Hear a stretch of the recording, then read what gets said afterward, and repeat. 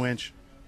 Well, Jesse, that was a pretty awesome tour of plant number 1 at Warren, but now we're over across town at their other plant where they manufacture their OEM parts as well as their ATV power sports winches. Now, again, even though this is another 170,000 square feet right here, the people that work here, again, look at all these rigs.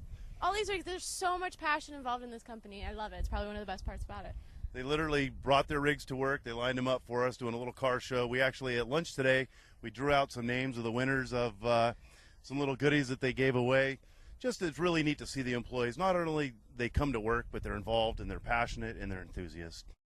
All right, so one of the rigs out here is obviously this Jeep Cherokee, and it's owned by Heidi. Now, Heidi? Yes. How tall are you without your heels on? Oh, do we have to go there? 4'11 and a half.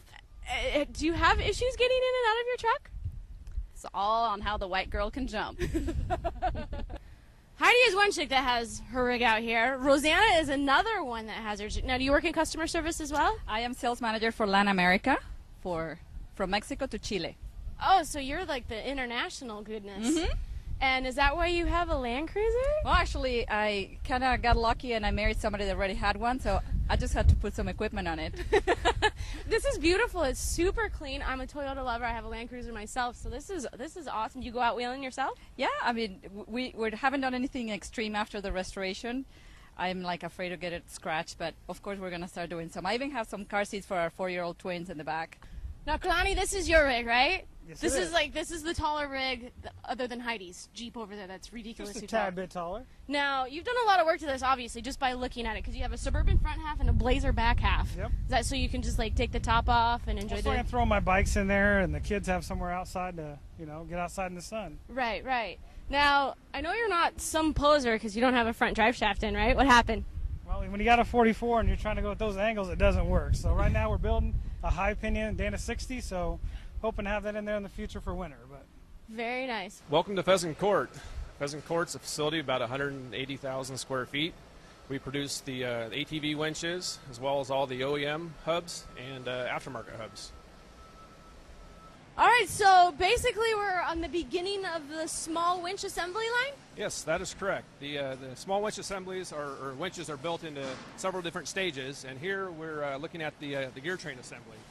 And each winch has basically 3 different planetary gear sets, and this is kind of where we do the assembly work here. This is what you call the coupler machining center, right? That is correct. Now, this is like more of a machine process of the broaching process that we did in the bigger building, right? Correct. So, how's it go? The raw material goes in. Right. On the CNCs, we have a couple of bar feed machines.